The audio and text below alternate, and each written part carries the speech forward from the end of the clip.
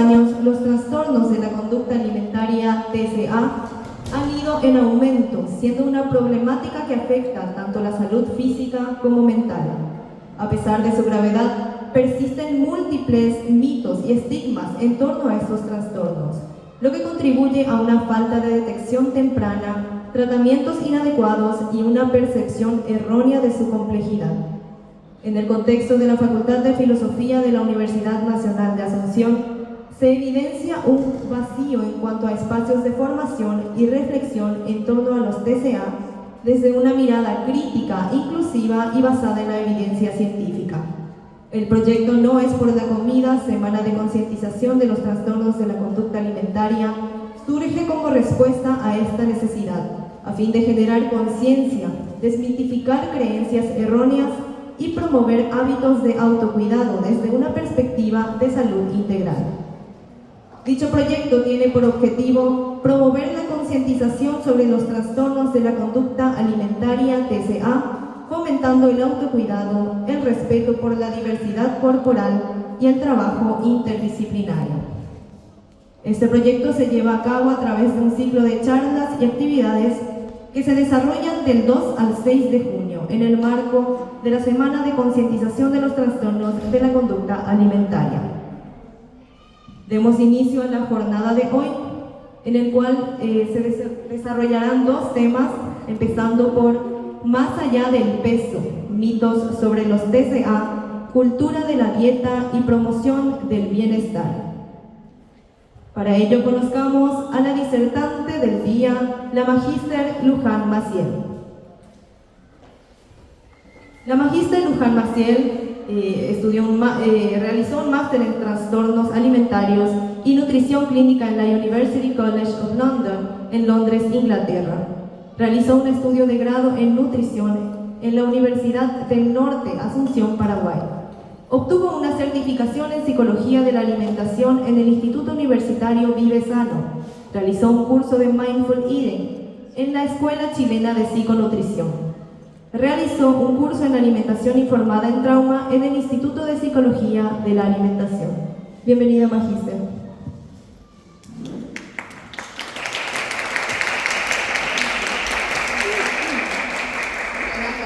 Buenas tardes a todos. ¿Me escuchan bien? ¿Más o menos? Bien. Muchas gracias por la presentación, primero que nada, y por la invitación a esta jornada que me parece súper importante que la realicen. Justamente como mencionó su compañera, hay poca información y difusión de información sobre este tema. En mi época, cuando yo era estudiante también, en la universidad no se hablaba tanto del tema, no teníamos estos espacios, así que la verdad que les felicito por la iniciativa y por la jornada tan importante.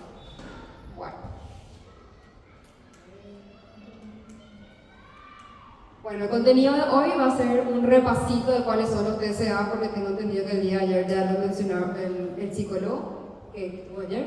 También la cultura de la dieta y el ideal de belleza, los mitos sobre los TCA, el rol que tenemos como profesionales y prevención y promoción del bienestar. Pero antes de empezar, les quiero mostrar un pequeño videito de un testimonio de una paciente que sufre de anorexia nerviosa para que podamos entender realmente cómo es tan importante este tipo de espacios para la concientización de los trastornos.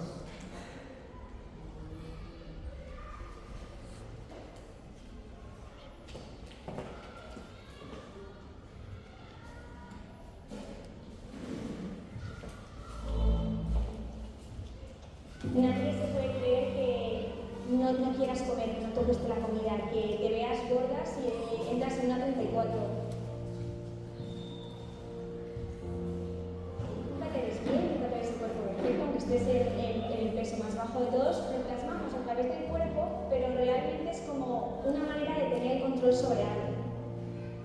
Yo no lo que tenía en TCA y obviamente cuando entré al hospital fue como, Dios mío, yo no quiero esto, más me aterraba el hecho de me van a ingresar, voy a engordar y no, es que no voy a poder, o sea, es que yo no puedo con esto.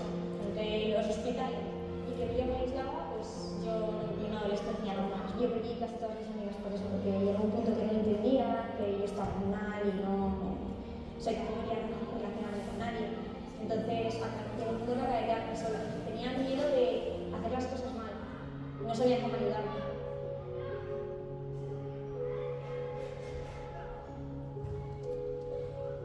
Al principio de mi enfermedad yo entré en esas páginas y te puedo asegurar que es una autodestrucción total.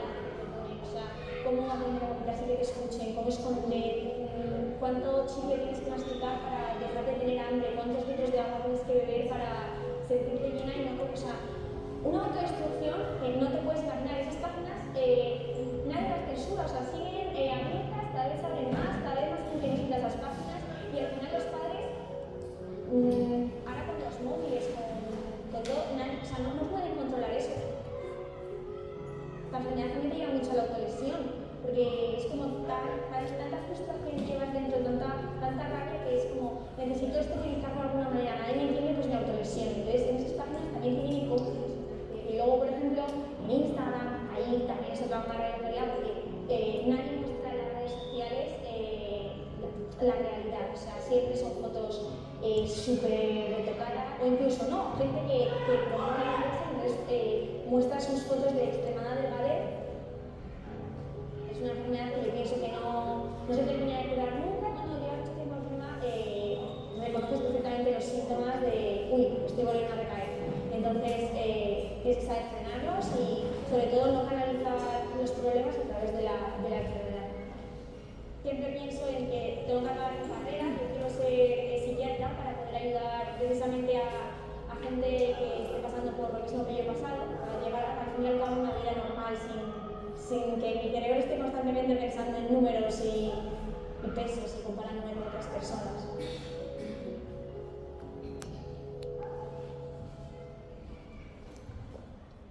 Bueno, qué fuerte, ¿verdad? Pero realmente es así como lo viven los pacientes con trastornos de la conducta alimentaria, en este caso específicamente anorexia, ¿verdad? Pero bueno, pasemos entonces a cuáles son. Según el DSM-5, se dividen los siguientes. Anorexia nerviosa, que es la restricción de la ingesta energética. Los pacientes tienen mucho miedo a ganar peso, por ende suelen tener bajo peso, extremo bajo peso. Y también la alteración de la percepción del cuerpo, o sea, ellos se ven mucho más grandes de lo que en realidad son. Inclusive si a una paciente con anorexia le mostramos una imagen de diferentes mujeres con diferentes cuerpos, ella va a decir que se parece más a la persona con más peso, porque es totalmente alterada la percepción del cuerpo. También tenemos bulimia nerviosa, que se caracteriza por episodios recurrentes de atracones y conductas compensatorias, porque claramente luego los atracones se sienten culpables y sienten vergüenza. Y tiene que pasar esto una vez por semana en 3 meses para ser clasificada como una bulimia nerviosa. ¿Y qué son los atracones? Los atracones son cuando una persona come una gran cantidad de comida en poco periodo de tiempo, con una sensación de culpa, de pérdida de control, de vergüenza. También tenemos el trastorno por atracón, que son episodios recurrentes de atracones, pero esta vez sin conductas compensatorias, pero igual en general un malestar muy marcado. También tenemos pica, que es la ingesta de sustancias no nutritivas, que puede ser pelo, papel, tierra, entre otras, y no va de acuerdo a la edad que tiene el paciente. O sea, por ejemplo, ella es una persona adulta o joven que puede discernir perfectamente lo que está comiendo y sabe que no es un alimento, ¿verdad? Tenemos también el trastorno por rumiación, que es la regurgitación repetida de los alimentos, que puede ser remasticada, escupida o tragada nuevamente.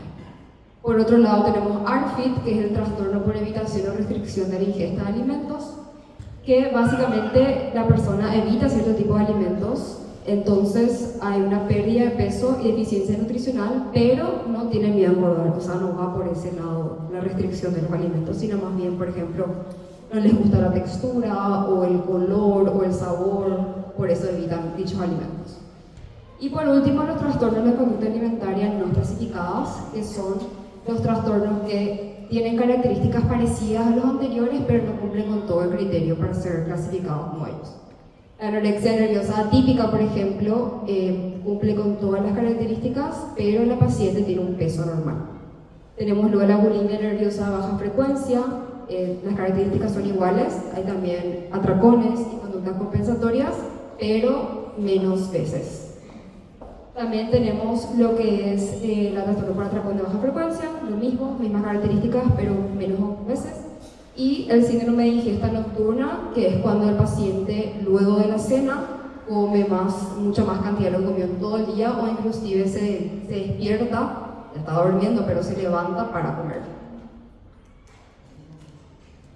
Bueno, y no podemos hablar de los TCA sin hablar de la cultura de la dieta, ¿verdad? Es un sistema de creencias que está profundamente arraigado en los cuerpos, que valora los cuerpos delgados por encima de cualquier otro tipo de cuerpo y asocia la delgadez con belleza, éxito, salud y con fuerza de voluntad. Demoniza ciertos alimentos y glorifica otros. Me imagino que habrán escuchado por ahí: este alimento es bueno, este alimento es malo. Por ejemplo, comer carbohidratos de noche es malo. Eso es todo lo que te quiere hacer creer la cultura de la dieta, porque cuando en realidad no es así, ¿verdad? Y también siempre fomenta la idea de que tenemos que estar cambiando constantemente nuestro cuerpo, mejorando nuestro cuerpo. Y debido a esto, desde muy pequeños aprendemos que los cuerpos grandes no son sinónimo de belleza, de éxito, de salud. Y siempre debido a esto, es que nos impulsa a empezar una dieta más, ¿verdad? Bueno, y el ideal de belleza, que está dentro de la cultura de la dieta, es el conjunto de características físicas y estéticas que la sociedad considera que es lo deseable en un momento histórico, o sea, de la historia, ¿verdad? O sea, depende de la época en la que estemos viviendo y esto va cambiando.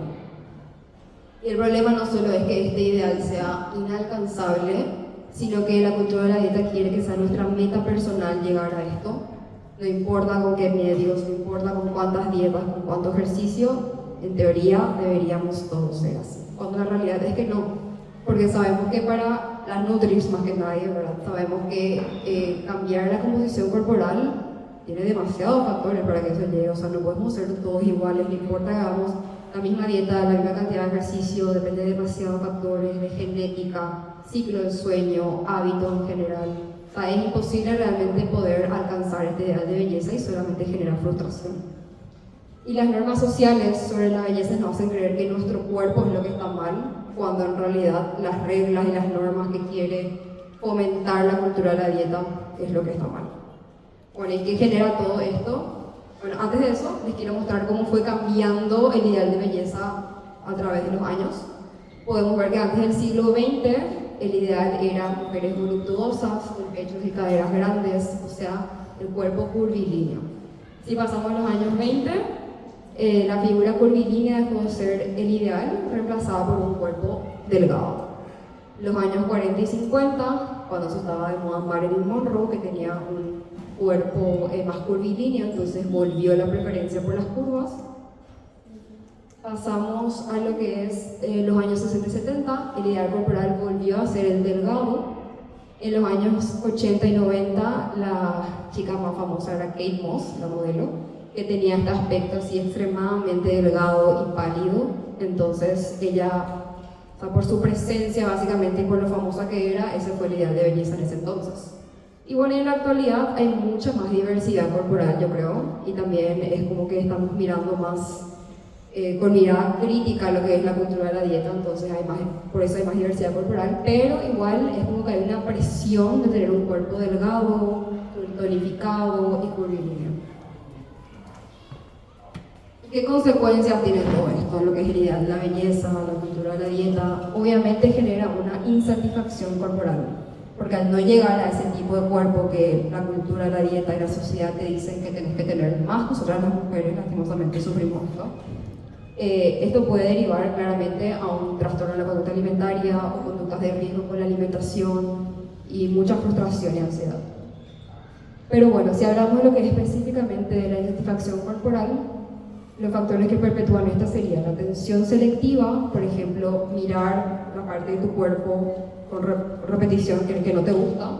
Las conductas de evitación, que ya sería evitar totalmente exponerte a, por ejemplo, ir a la playa porque no quieres usar bikini. Ponerte un vestido porque no quieres enseñar tus piernas con celulitis, que claramente es algo súper normal. Todos tenemos celulitis, hasta las modelos tienen celulitis, pero la cultura de la dieta dice que la mujer no tiene que tener celulitis. Pero bueno, y lo último, body check, que es básicamente que estés mirando todo el tiempo, pesando, con cinta métrica, por ejemplo, medir cada parte de tu cuerpo, con la mano inclusive, pellizcar la parte del cuerpo que no te gusta. Y esto genera mucha más obsesión porque estás todo el día pendiente de tu cuerpo y de lo que no te gusta. Y obviamente empeora la insatisfacción corporal. Y esto, bueno, todo esto, toda esta frustración y ansiedad y estrés que genera la insatisfacción corporal es el punto de partida para muchas otras dietas, pero también una restricción mental, que es lo que veo mucho en consultorio. La restricción mental es la constante vigilancia sobre lo que uno come, las calorías que tiene el alimento, cuándo come, a qué hora tengo que comer. Todos esos pensamientos, en teoría vos le preguntas a la persona, ¿estás haciendo una dieta? Te dice que no. Pero indagando y preguntando sus patrones alimenticios, en su día a día, te comenta esta clase de cosas y aún existe una restricción mental muy marcada. Que eso también obviamente genera conductas de riesgo con la alimentación. Y además de la cultura de la dieta también es importante saber que se disfraza de otros nombres. Comer clean food, comida real, ayuno intermitente, comer orgánico. Al final, todos estos son métodos de control de lo que comemos y de cuánto comemos. Si bien capaz algunos tengan fundamentos nutricionales, pero llega a ser un extremo, llega a ser negativo cuando se enfoca todo lo que es el control de lo que comemos. Y cuando pasa esto, nos enfocamos solamente en la comida y nos olvidamos de qué quiere nuestro cuerpo. O sea, nos guiamos mucho por los factores externos, por dietas, por lo que vemos en las redes, cuál es la dieta del momento, qué keto, qué comer orgánico, etc. Y así nos desconectamos de nuestras señales de hambre y saciedad y nos olvidamos de lo que realmente está pidiendo tu cuerpo. Bueno, antes de pasar a los mitos, quisiera saber si alguien quiere compartir algún mito que haya escuchado ustedes como estudiantes de psicología o nutrición en la calle, con su familia, antes de ser estudiantes, que quiera compartir. Bueno, les comparto yo.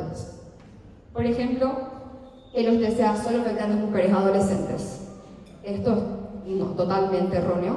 Si bien las mujeres en la adolescencia son mucho más propensas a desarrollar un TCA por que está cambiando su cuerpo, por la presión social y estética que hay sobre las mujeres, cualquier persona y a cualquier edad puede desarrollar un TCA.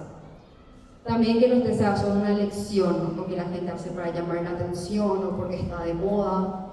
No. Los TCA son trastornos complejos de salud mental que tienen múltiples factores de riesgo y varios factores para que también se desarrolle la enfermedad en sí.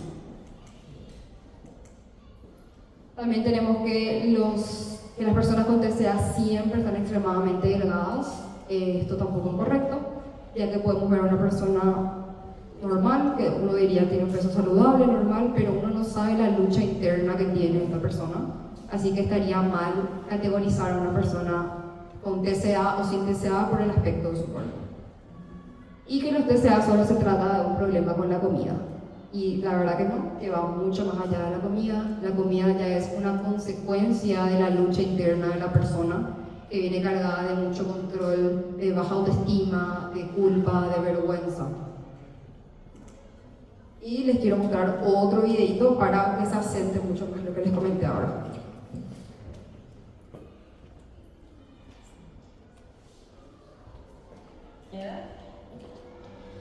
Pues sí que cambió mucho. Yo era una persona muy risueña, muy cercana, muy cariñosa y sin embargo acabé siendo un poco todo lo contrario. Te vuelves más irritable, pero básicamente porque te faltan nutrientes. Entonces, cuando te faltan nutrientes, tu cerebro no funciona, o sea, la glucosa no llega, no puedes hacer nada, entonces te molesta todo. Tú solo eres una persona obsesiva que lo único que hace es centrarse en el cuerpo y la comida. Yo era yo, mi peso, mi dieta, lo que no quería comer, lo que podía vomitar, lo que podía comer, llegaba a robar. Es un sentimiento de culpabilidad constante.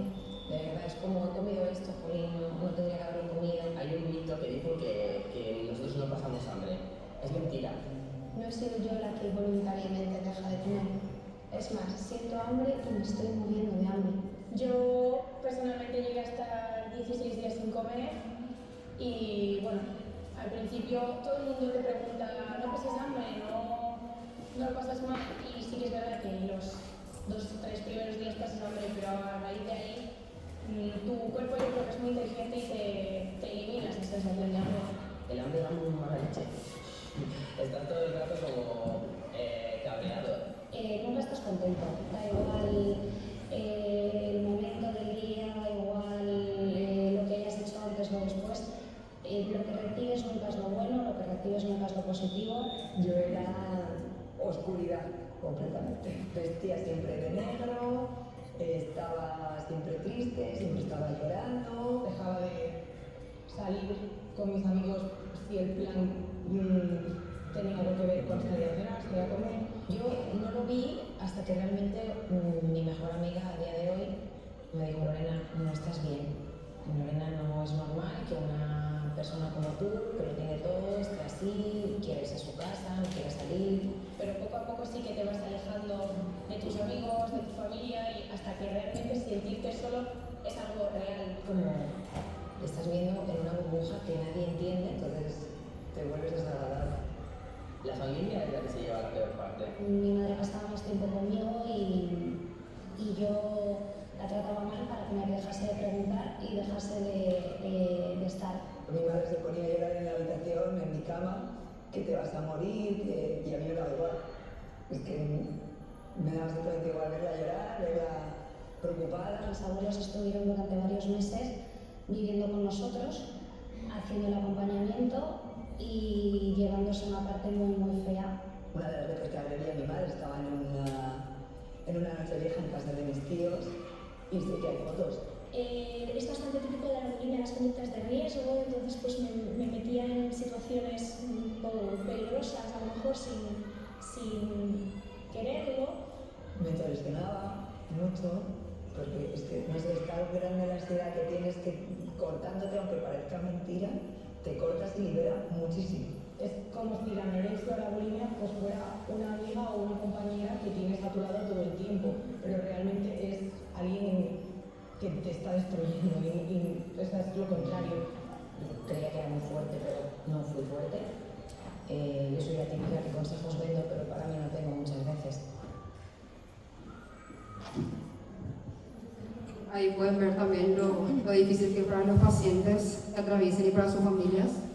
Por eso es tan importante nuestro trabajo como profesionales.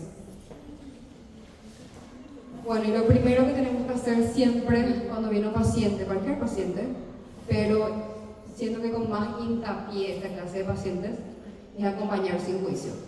Que ellos se sientan realmente cómodos, tenemos que crear un ambiente cómodo para ellos, que su zona de confort venir a la consulta, para que se puedan abrir y nos puedan contar por lo que están pasando, porque es muy importante crear ese ambiente seguro para ellos, porque si no, no te cuentan toda la verdad. ¿Y cómo le vamos a ayudar si no nos cuentan la verdad? Entonces es súper importante saber acompañar sin juicio, sin etiquetar, sin juzgar.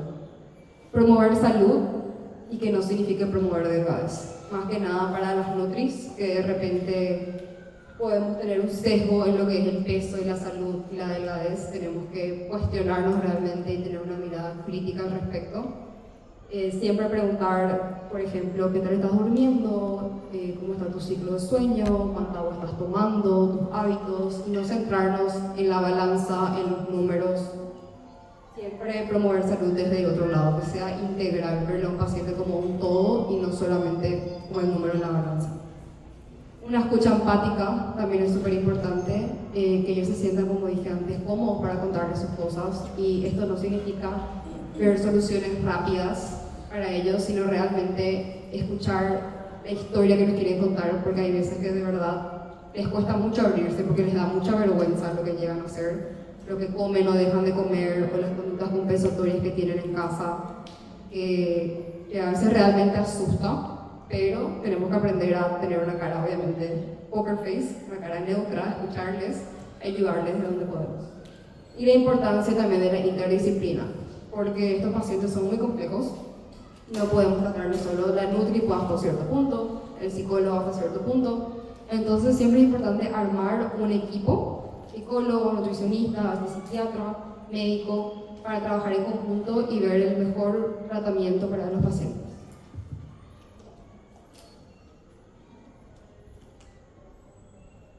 Y también preguntarnos qué estamos haciendo para prevenir todo esto.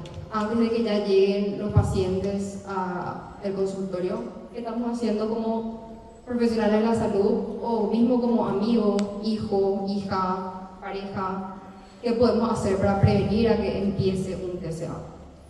Primero que nada, fomentar una relación saludable con la comida y con el cuerpo. Dejar de comentar sobre el cuerpo, ya sea en forma negativa o positiva, porque el popular, ay mira, estás más flaca, qué linda estás, y no sabes cómo esa persona llegó ahí.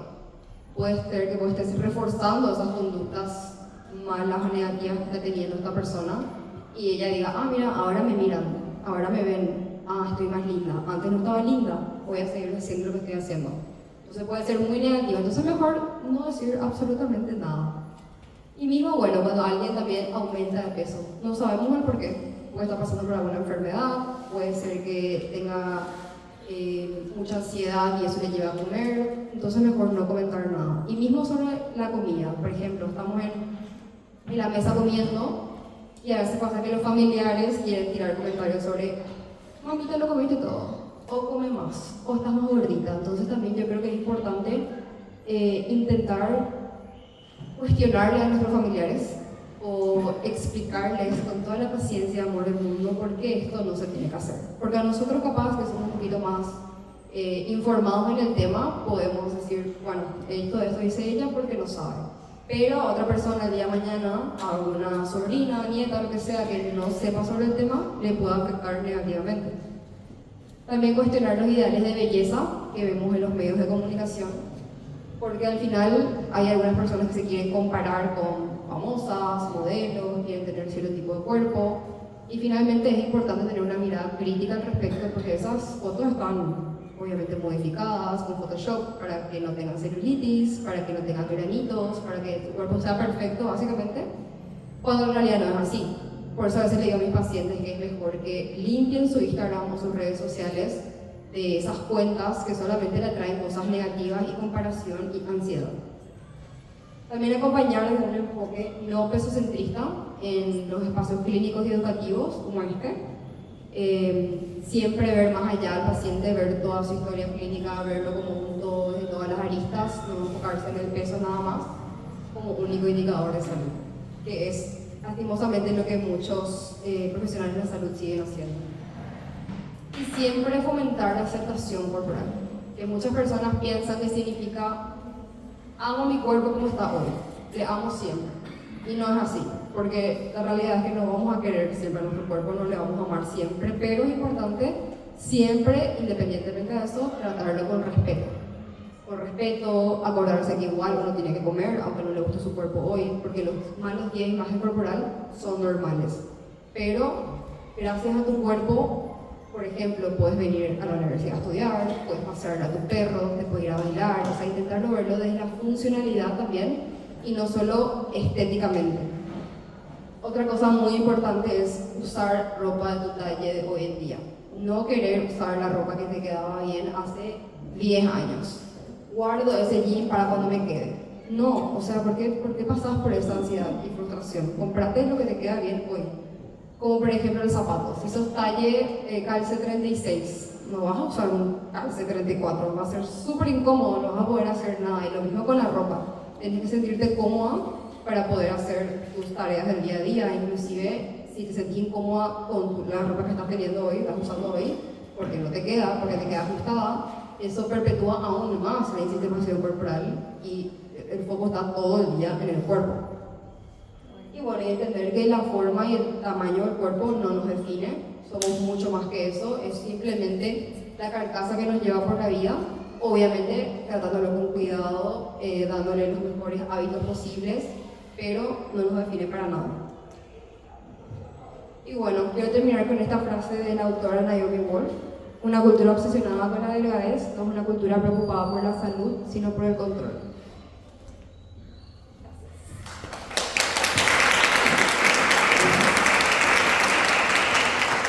Pero antes de terminar en serio, les dejé algunas preguntas para reflexión, que si quieren pueden contestar ahora o les sacar una fotito para hacerlo en sus casas.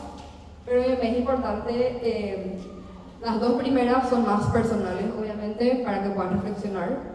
Y la última, que es sobre el rol del profesional, espero que este ciclo de charlas realmente les haya dado la oportunidad de cuestionarse, de preguntarse a ustedes mismos cómo harían el día de mañana cuando tengan su espacio clínico, cuando sean ya realmente profesionales y atiendan pacientes, y cómo quieren atender a estos pacientes para no reforzar así la cultura de la dieta. Gracias.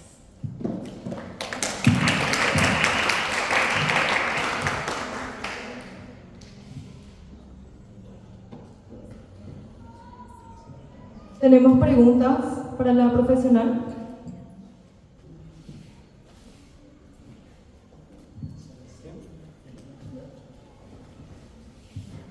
¿Qué tal, licenciada? ¿Cómo estás? Me llamo Miranda, soy alumna del cuarto año de psicología y te quiero hacer una pregunta. ¿Cómo vos ves el ambiente de la nutrición relacionado directamente con los TCA en Paraguay? Voy a hacer ahora con qué porcentaje de tus pacientes son los que vos ves que tienen indicios de TCA, o cómo vos ves cómo es tratado el ambiente de la nutrición en cuanto a los TCA acá en Paraguay personalmente, según tu experiencia siempre, ¿verdad?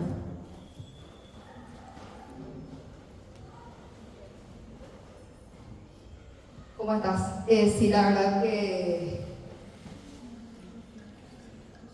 falta mucho todavía por cambiar en Paraguay sobre el tema de la nutrición y los TCA. Hay muy poca información al respecto. O sea, no hay poca información, pero es como que lastimosamente algunas colegas mías no se informan al respecto, eligen no informarse al respecto. Y hay mucho más TCA de lo que pensamos. Capaz no sea TCA directamente diagnosticado como bulimia nerviosa, anorexia nerviosa, pero hay muchas conductas de riesgo que esto pueden derivar a un TCA. Inclusive, por ejemplo, pacientes que se fueron al consultorio y me dijeron que, bueno, comen normal en teoría, pero los jueves es día pizza en su casa. Y le digo, ¿y comes con tu familia? No. ¿Por qué no? Porque la pizza engorda. Y tiene hijos, y los hijos escuchan esto y ven esto. Entonces todas son conductas de riesgo de la alimentación que sumada a otros factores puede llevar realmente a un TCA. Y lastimosamente no te puedo hablar de estadísticas en cuanto a Paraguay porque no hay. Sí, muy grave eso, no hay estadísticas en Paraguay, inclusive hay muy poca formación al respecto acá, por eso yo tuve la oportunidad de salir del país para formarme en el tema, porque me di cuenta de la importancia de tratar realmente estos temas, estas enfermedades.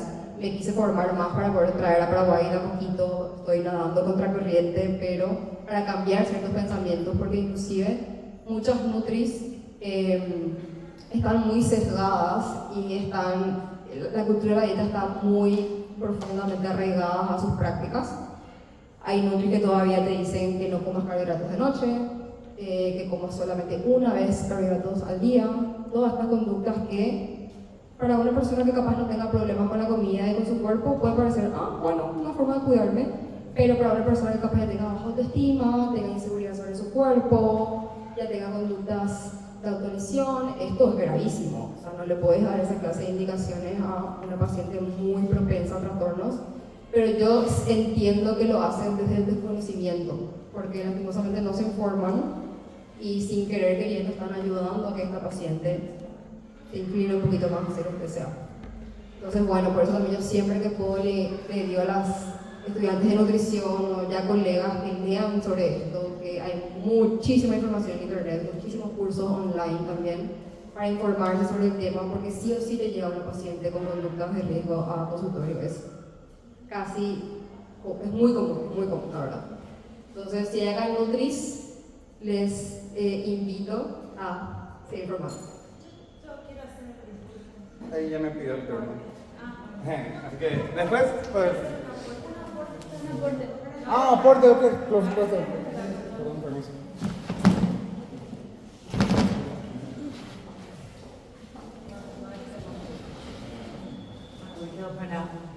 ¿Qué tal? Bueno, en primer lugar, te felicito. Felicito también a los que organizaron este tema que es tan importante. Yo soy nutricionista trabajo con trastornos alimentarios, soy de Argentina. Argentina es el segundo país con más trastornos alimentarios después de Japón. Es por ello que nosotros tenemos una ley de salud para que se reglamente y las obras sociales puedan tratar estos temas, porque los pacientes son un montón, no solamente adolescentes, sino también varones y personas mayores. Lo que yo quería aportar en esto, en tu charla, es la importancia no solamente de visibilizar esta información, sino también desde los medios de comunicación, desde lo que se informa. Hablaste de las redes y ese es un gran tema, pero lo que yo también noto últimamente son los gimnasios como fuente de información sobre dietas, sobre cuerpos y demás. Yo tengo muchos pacientes entre 40, 50, 60 años que comenzaron a hacer gimnasia para sentirse mejor, para estar mejor, ya sea por prescripción del médico o porque quieren sentirse bien, y comenzaron a tener trastornos alimentarios justamente inducidos por los entrenadores personales, los instructores, y ya pasamos no solamente a tener trastornos por atracón, vigorexia, bulimia y demás en personas grandes. Entonces yo creo, y aportando un poco a la información, es que hoy las personas que van a los gimnasios o los encargados de gimnasios tendrían que tener también mucho cuidado, y en esto también hay como un vacío legal, porque nadie controla ni rige qué es lo que pasa ahí, nada más que eso.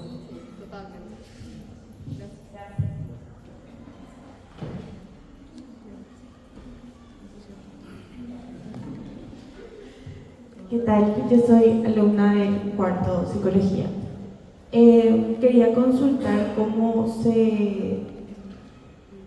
de qué forma los profesionales, tanto de psicología como de nutrición, enfrentan a la desinformación que hay, como bien dijo la señora, de los entrenadores que se creen nutricionistas o de la gente que hace dieta hace mucho y creen que así pueden fomentar la cultura de la dieta a través de las redes sociales, desinformando, hablando de, yo qué sé, carbohidratos, trae tantos carbohidratos, por eso ya es malo, o cosas así, y esa es mi pregunta.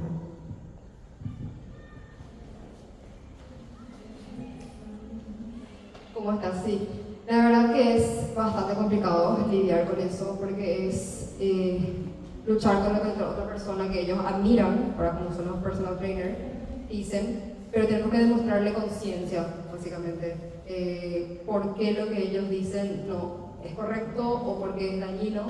Porque me pasó justamente hace poco que vino una paciente que empezó un TCA, una anorexia, por entrenar justamente en el gimnasio, y su coach le dijo, ¿vos tenés perfil para competir? Y así empezó, y él le dio una dieta, sin ser nutricionista, sin estar preparado, y ella empezó obviamente a hacer la dieta, se empezó a obsesionar, y así fue un ciclo vicioso. Pero realmente es muy complicado lidiar con eso, por eso es siempre importante, yo creo que como las redes se pueden usar para mal, también usar para bien, intentar tirar muchísima información sobre justamente los mitos, sobre la cultura de la dieta, o cómo es correcto comer o cómo no es correcto comer. Básicamente, sin que vengan al consultorio, es lo único que podemos hacer, difundir información correcta realmente, y una vez que lleguen al consultorio, por ejemplo, me pasó que una paciente me pidió una dieta para reforzar lo que le dio su coach. Entonces con ella empecé a trabajar, derribar esos mitos o esas creencias que ella tenía de la cultura de la dieta, y le empecé a hacer ver por qué o cómo le afectaba negativamente, hasta que pudo dejar de hacer eso o dejar de entrenar con esa persona porque sabía que estaba errónea. Y la verdad que es muy complicado porque no hay leyes, como dijo bien la señora, al menos en Paraguay no hay, que ampare sobre ese tema. Básicamente es una lucha de hormiguita. O sea, cada profesional va a tener que hacerlo desde su lado, y esperemos que eventualmente en Paraguay se hagan leyes sobre estos temas y sobre los TCA para que haya también más información, porque inclusive el Ministerio Público no habla de los TCA en Paraguay. solamente hablan de obesidad, de hipertensión, de cáncer de próstata, etcétera, que obvio son importantes, pero los TCA también son, y son muy reales, y es como parece un tabú para ellos. No existe, no lo quieren ver, por eso tampoco hay estadísticas, porque ni siquiera el Ministerio de Salud del país se encarga de luchar contra ellos y concientizar, así que nosotros como profesionales tenemos que hacer ese esfuerzo hasta que eventualmente alguien, pero competente, llegue al ministerio y les haga ver que es tan importante tocar también este tema.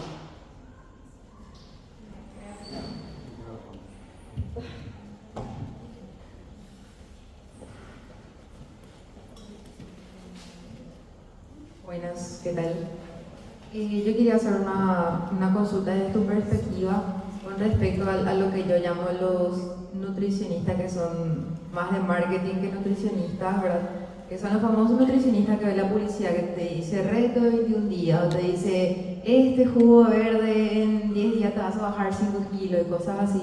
Y realmente está al otro lado, que es el nutricionista que te da información sobre los mitos, ¿verdad? ¿De qué manera realmente se trabaja con ese tipo de, vamos a decirle, de pacientes que están sesgados con eso? Del ese de que hay que bajar rápido de peso o que quieren apurar el proceso, y que realmente hay esa desinformación también, porque yo no considero que esos sean verdaderos nutricionistas, o si lo son como la pantalla nomás. Entonces también ver un poco cuál es tu perspectiva en ese punto.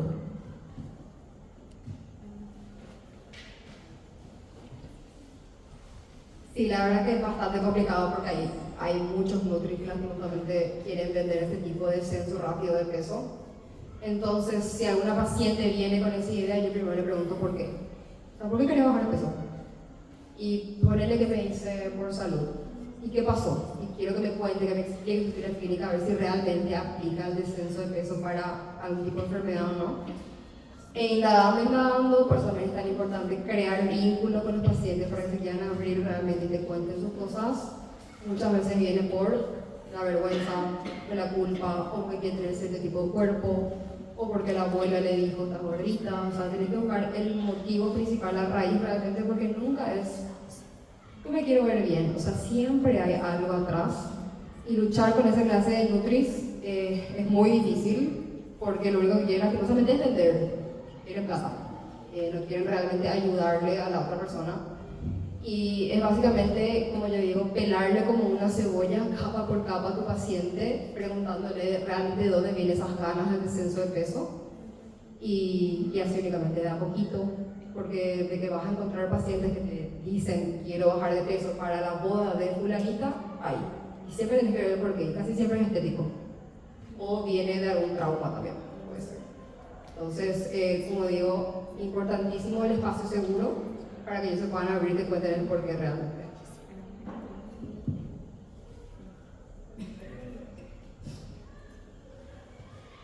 Muchas gracias, Magíster, por las orientaciones y respuestas. Convocamos al licenciado Pedro Cáceres, coordinador de la carrera Psicología Clínica, para hacer entrega de un certificado de agradecimiento a la disertante.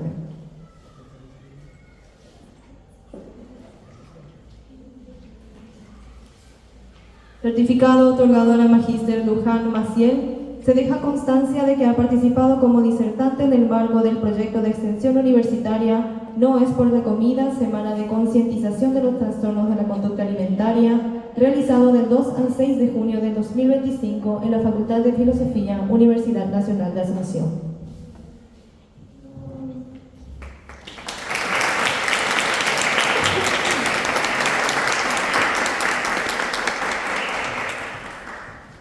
Anunciamos que ahora tendremos un coffee break de 5 minutos y volvemos con el siguiente tema del día.